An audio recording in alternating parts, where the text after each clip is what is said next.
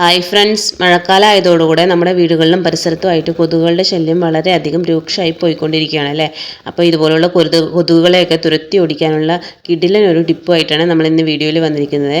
അപ്പോൾ നിങ്ങൾ എല്ലാവരും വീഡിയോ സ്കിപ്പ് ചെയ്യാതെ മുഴുവനായിട്ട് കാണാൻ ശ്രമിക്കണേ. ഇനി നമുക്ക് വീഡിയോയിലേക്ക് പോയാലോ. അതിനായിട്ട് നമ്മൾ അടുപ്പത്ത് ഒരു പാൻ എടുത്ത് വെച്ചിട്ടുണ്ട്. ഇനി നമുക്കതിലേക്ക് കുറച്ച് പെരിഞ്ജീരകമാണ് ആവശ്യമായിട്ടുള്ളത്. അപ്പോൾ നമ്മളത് ആ പെരിഞ്ജീരകം കൂടെ എടുത്ത് വെച്ചിട്ടുണ്ട്. അതിലേക്ക് ഒരു സ്പൂൺ പെരിഞ്ജീരകം നമുക്ക് ഈ ചൂടായ പാനിലേക്ക് ഒന്ന് ഇട്ട് കൊടുക്കാം കേട്ടോ.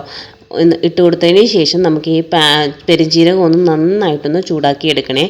അപ്പോൾ അതൊന്ന് നന്നായിട്ടൊന്ന് സ്പൂണിട്ട് നമുക്കൊന്ന് ഇളക്കി ഒന്ന് നന്നായി ചൂടാക്കി കൊടുക്കാം കേട്ടോ. അപ്പോൾ ഇതാ ഇവിടെ പെരിഞ്ജീരകം നന്നായിട്ടൊന്ന് ചൂടായി കിട്ടിയിട്ടുണ്ട്. ഇനി നമുക്ക് സ്റ്റവ് ഒന്ന് ഓഫ് ചെയ്യാം കേട്ടോ. ഓഫ് ചെയ്തതിന് ശേഷം ഈ പെരിഞ്ജീരകം ഒന്ന് തണുത്തതിന് ശേഷം നമുക്ക് ഒന്ന് മിക്സിയുടെ ജാറിലോ ഇല്ലെങ്കിൽ ഒരു ഇടികല്ലിലോ ഇട്ട് നമുക്കൊന്ന് പൊടിച്ചെടുക്കാവുന്നതാണ് കേട്ടോ. അപ്പോൾ നമ്മളിതൊന്ന് പൊടിച്ചിട്ട് കൊണ്ടുവരാവേ.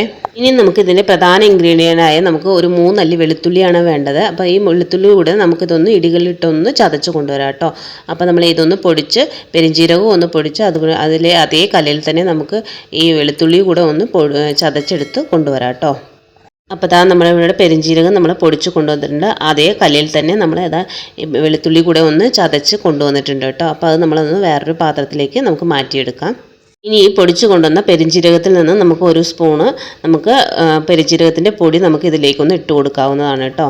ഏകദേശം നമ്മളിവിടെ ഒരു 1.25 സ്പൂണോളം നമ്മൾ പെരിഞ്ജീരകത്തിൻ്റെ പൊടി നമ്മളിതിലേക്ക് ഇട്ട് കൊടുത്തിട്ടുണ്ട് കേട്ടോ. ഇനി നമുക്കിതിലേക്ക് വേണ്ടത് ഒരു 1/4 സ്പൂണ് നമുക്ക് മഞ്ഞൾപ്പൊടിയാണ് വേണ്ടത്. ശുദ്ധമായ നമ്മൾ വീട്ടിൽ പൊടിപ്പിച്ച മഞ്ഞൾപ്പൊടിയാണ് ഏറ്റവും നല്ലത്. അപ്പം നമ്മളത് ഒരു 1/4 ടീസ്പൂണോളം മഞ്ഞൾപ്പൊടി നമ്മൾ ഇതിലേക്ക് ഇട്ട് കൊടുത്തിട്ടുണ്ട് കേട്ടോ. ഇനി ഇത് നമുക്ക് നന്നായിട്ടൊന്ന് മിക്സ് ചെയ്യണം. നന്നായിട്ടൊന്ന് മിക്സ് ചെയ്ത് കൊടുക്കാം കേട്ടോ. ഇനി അതിന് ശേഷം നമുക്കിനി ഇതിലേക്ക് കുറച്ച് കടുകെണ്ണ ഒഴിച്ചു കൊടുക്കാവുന്നതാണ്. നമ്മുടെ അടുത്ത് കടുകെണ്ണ ഇല്ലാത്തത് കൊണ്ട് നമ്മൾ നല്ലെണ്ണയാണ് ഒഴിച്ചു കൊടുക്കുന്നത്. നിങ്ങൾക്ക് നിങ്ങളുടെ കയ്യിൽ കടുകെണ്ണ ഉണ്ടെങ്കിൽ നിങ്ങൾക്ക് കടുകെണ്ണ ഒഴിച്ചു കൊടുക്കാവുന്നതാണ്. കടുകെണ്ണയാണ് ഏറ്റവും നല്ലതായിട്ട് ഉള്ളത് കേട്ടോ. നമ്മുടെ അടുത്ത് അതില്ലാത്തത് കൊണ്ട് നമ്മൾ നല്ലെണ്ണയാണ് ഇതിലേക്ക് യൂസ് ചെയ്യുന്നത്.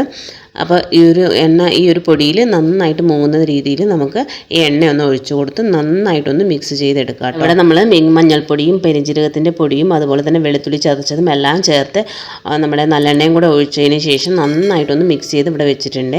അതിനുശേഷം നമുക്കിതുപോലുള്ള തിരി എടുത്തിട്ട് എണ്ണയിലൊന്ന് നന്നായി ഒന്ന് മുക്കി വെക്കാം കേട്ടോ. മുക്കി വെച്ചതിന് ശേഷം നമുക്ക് സന്ധ്യാസമയങ്ങളിൽ നമ്മുടെ വീടുകളിൽ കൊതുകിൻ്റെ ശല്യം രൂക്ഷമായിട്ടുള്ള സമയങ്ങളിൽ ഈ തിരി ഒന്ന് കത്തിച്ച് വെക്കുകയാണെന്നുണ്ടെങ്കിൽ തീർച്ചയായിട്ടും നമ്മുടെ വീടുകളിലെ കൊതുക് നമ്മുടെ വീട്ടിൽ നിന്നും പോകുന്നതായിരിക്കും.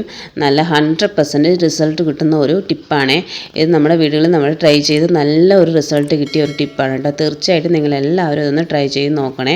ഇതിലടങ്ങിയിരിക്കുന്ന നമ്മുടെ പെരിഞ്ജീരകത്തിൻ്റെയും അതുപോലെ തന്നെ മഞ്ഞൾപ്പൊടിയുടെയും വെളുത്തുള്ളിയുടെയും ഒക്കെ ഒരു സ്മെല്ല് രൂക്ഷമായ ഗന്ധമായിട്ടാണ് നമ്മുടെ കൊതുകൾക്കൊക്കെ തോന്നുക. അപ്പോൾ തീർച്ചയായിട്ടും അത് വീട്ടിൽ നിന്നും ഈ ഒരു സ്മെല്ലിന് പുറത്ത് പോകുന്നതായിരിക്കും.